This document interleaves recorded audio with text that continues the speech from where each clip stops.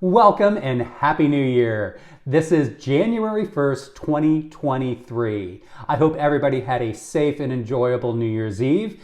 And I also want to thank everyone for helping us meet our subscription goal for 2022. This channel is well on its way. I so enjoy providing you this information, and we've got a lot more content to come in 2023. Today, we are going to review my bucket list cruise destinations. So stay tuned today on See More Seas.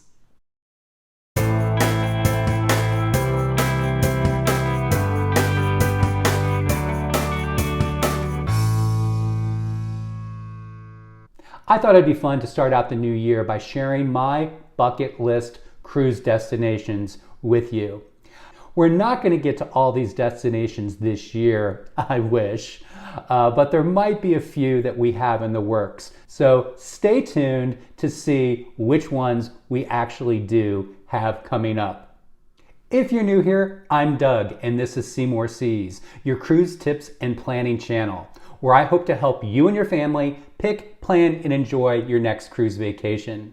Thanks to everyone for allowing us to meet our subscription goal for 2022, and 2023 looks to be a great year. Lots of content coming, so please consider subscribing. Now, let's take a look at those bucket list locations. The format for today is to not only provide you the list of my bucket list locations, but to gain input and insight from you, the cruise community, on your experiences in these locations so that we can share the information with one another. I hope it's a fun conversation. Let's get started. Okay, let's start with the first one on the list. The first one on the list is a transatlantic cruise. Now, a transatlantic cruise is probably on everybody's bucket list, and I think the first one that you think of when you think transatlantic is obviously the Queen Mary 2 from Cunard. Now, this is a very formal cruise. It's been around for quite some time, but I think if you're going to do transatlantic, you really have to take a look at the Queen Mary 2 from Cunard. What do you guys think? Have you been on this transatlantic voyage before? Please let me know in the comments below. Okay, let's see what's next up on the list. And these are in no particular order, by the way. So let's see. Oh, Antarctica. Antarctica is something that I love to do. It seems that there's a lot of expedition type voyages on this list. I have looked at a lot of videos for an Antarctica cruise, and one that comes to mind is Gary from Tips for Travelers. He went on an Antarctica cruise on Punant, and it was absolutely spectacular. I think they do it very, very well. It's a very specialized ship for that area, but I also understand that there are a few other expedition cruise lines that service Antarctica. One that comes to mind is the new Viking ships that were just launched that are specific expedition ships that excel in this area as well. So again, let me know what your thoughts are on an Antarctica expedition cruise. I think they look absolutely amazing and something that I would absolutely love to experience. What about you? So next on the list is Alaska. We actually got to check this one off the list last year when we went on the Celebrity Solstice Inside Passage 7-day voyage on Celebrity Solstice. We had an absolutely fantastic time. This was an absolutely amazing trip, and it was made possible by a cancellation from another destination on the list, which you'll find out here in just a few minutes. There are many cruise lines that now service Alaska, and in my previous video of that Celebrity Solstice review, I did mention that the two cruise lines that I feel handle Alaska the best would be Holland America or Princess. Holland America has been there the longest, and they've got some very, very strong itineraries. So if you are looking at Alaska, Celebrity was a fine choice. However, I would also look at Holland America as well as Princess. So very similar to Alaska, the next location on my bucket list is the Norwegian Fjords. This looks like another amazing destination. The fjords look absolutely spectacular, and again, there are a number of different cruise lines that service this destination. The one that I was looking at was Viking. Now, I have seen other cruise vloggers report on the Norwegian Fjords. I believe that Cruising with Ben and David, they have been on Viking. I believe that others have been on P&O that does a great job out of England.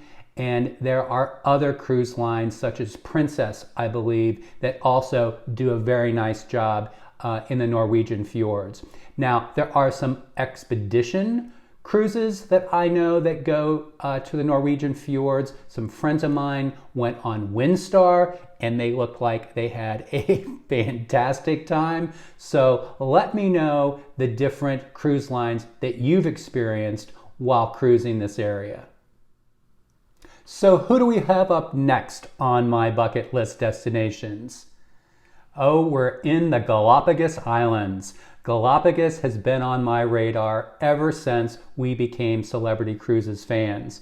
So Celebrity has 3 ships in the Galapagos, and their newest, the Celebrity Flora, is a brand new ship that was built specifically for the Galapagos Islands. Now, this is an experience that's going to be a little costly, and Gary, again from Tips for Travelers, just posted a review of his trip in the Galapagos, and there's some very interesting items to take into account when planning a trip to the Galapagos. Now, there's several other expedition lines that service the Galapagos, so make sure that you're choosing the one that's right for you, budget-wise as well as style. There are ships up to 100 passengers, and there are some very, very small private organizations that provide exceptional tours of the Galapagos. So have you ever been? I'd love to hear about it. Now we're going a little further down under to New Zealand. So these cruises normally originate out of Australia, which is another area that I'd love to see. And some of the cruises that I've been looking at out of Australia that tour New Zealand are from Viking. There are other cruise lines as well that service New Zealand, and I know that P&O Australia is a big provider and operator of cruises to those areas, as well as others such as Royal Caribbean normally has a Quantum class ship down in Australia, and with Australia just coming back a little later than some areas, there's going to be more and more options for this location. It looks like an absolutely beautiful part of the world, and one that we have always looked at. It's just so difficult to get there from the United States. It's a very long flight, but it looks like it would be well worth it. So again, let me know your thoughts on Australia and New Zealand and what tour and cruise operators you feel best service that area. So one that's missing that we'll go to now is the Mediterranean.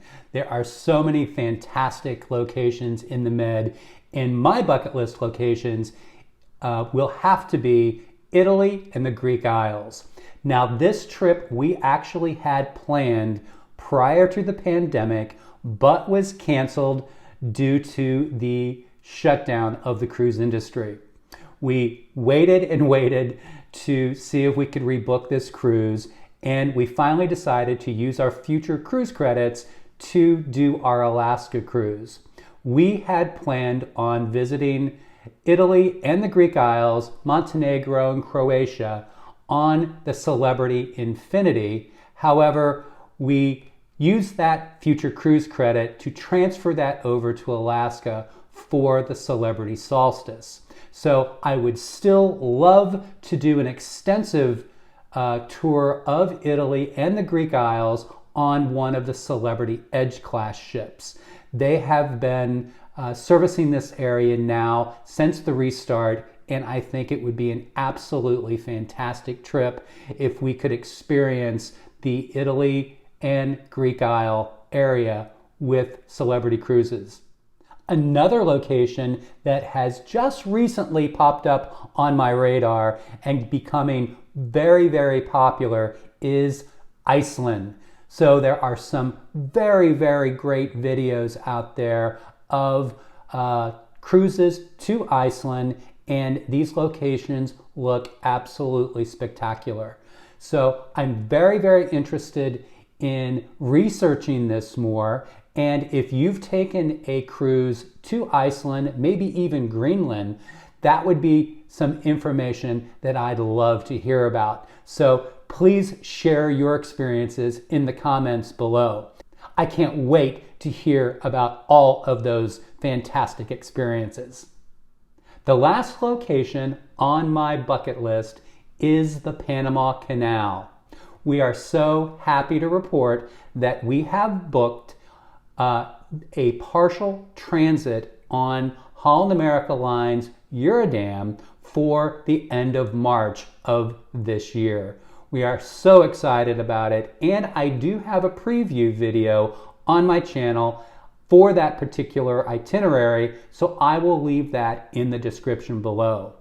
Now, a partial transit or a full transit is something to take into consideration when looking at the Panama Canal.